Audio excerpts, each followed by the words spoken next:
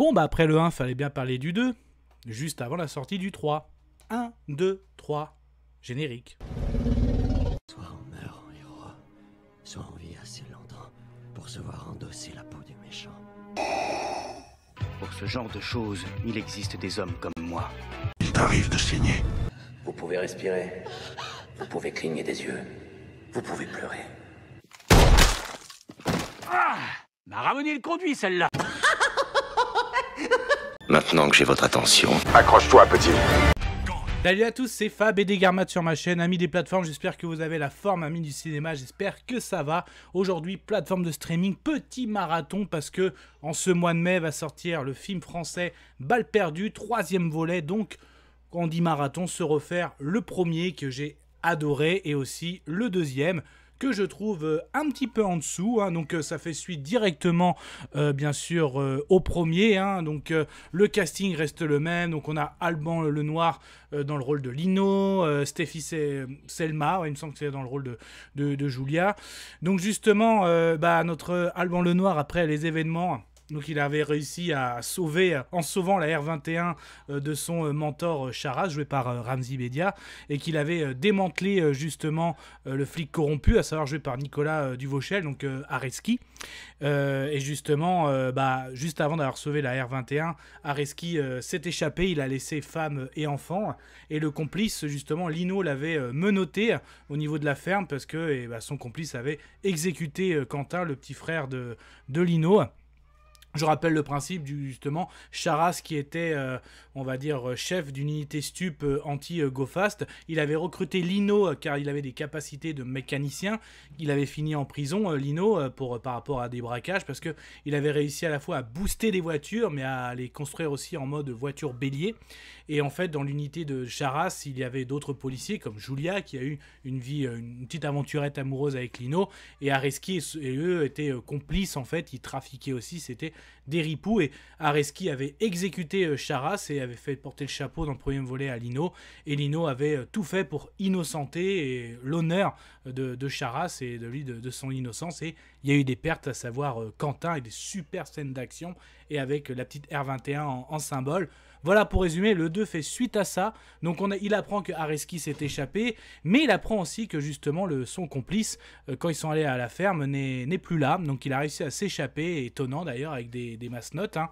Donc un an passe, il a réussi même à intégrer légalement la police, là je parle de Lino, donc, et même d'ailleurs cette R21 a été retapée de rouge et passée en bleu, il a même mis en plus du bélier des fourches qui a relié à des systèmes de batterie, il a réussi à faire en sorte que ces fourches font comme un court-circuit, donc on se demande mais à quoi ça va servir. Il apprend justement que depuis un an, donc que ce complice était sous le nez parce qu'en interne, ils avaient gardé, la police, hein, l'unité stup avait gardé le complice d'Areski comme un indique. Donc surtout pas que Lino soit au courant. Malheureusement, il a été mis au courant, donc il va le choper. Mais il le ramène en plus, donc il veut savoir surtout que Julia était au courant. Julia justement qui prend beaucoup plus de prestance, c'est elle maintenant qui dirige un petit peu la chef d'équipe, qui a remplacé Charas aussi au niveau des rôles. Et là, justement, il y a une unité spéciale pour arrêter Areski. Et eux, comme justement son complice, ça fait partie de l'enquête, ils veulent le récupérer. Mais Lino ne veut pas de ça, il ne veut pas qu'il soit à la fois indique, il veut qu'il aille en prison. Mais en gros, on lui fait comprendre que non, ce ne sera pas la prison pour la France. Mais du coup, comme il est rentré dans la police légalement, il s'est fait des contacts avec la police espagnole, où il collabore par rapport au GoFast. Et lui, les Espagnols, disent, on est prêt à tout, nous on va le foutre en tôle si tu nous le donnes en gros. Et justement, Lino va capturer. Et là, on a, comme dans le premier, il y avait une scène où lui, là, il voulait s'échapper du commissariat. Là, on a une scène où il veut prendre justement le complice d'Areski. Donc là, pareil, mais j'ai trouvé, à la fois, c'est pas bourrin, c'est très crédible.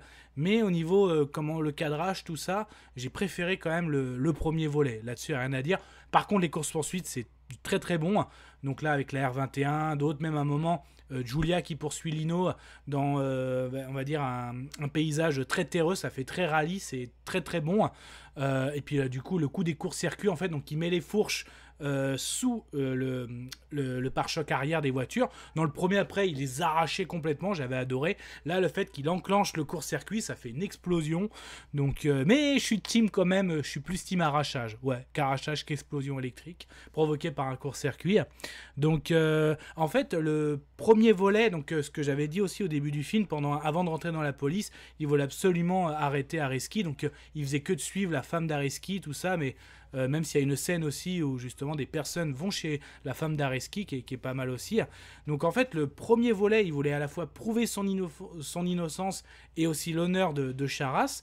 Et là, en fait, c'est vraiment un thriller survival qui s'est mis lui-même un peu dans la demeure, parce que voilà, lui, il voulait pas que le complice de Areski soit comme Indy ou autre. Il voulait qu'il soit arrêté, mais le fait qu'il le capture pour le rendre aux Espagnols, bah, c'est une sorte de survival. Voilà, en gros, c'est ça.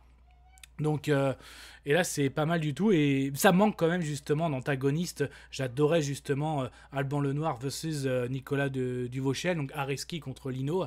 Et là justement la scène de fin, on voit justement Areski qui récupère, parce que la 21 maintenant est complètement détruite, mais il a réussi à récupérer justement le petit médaillon qu'avait Charas.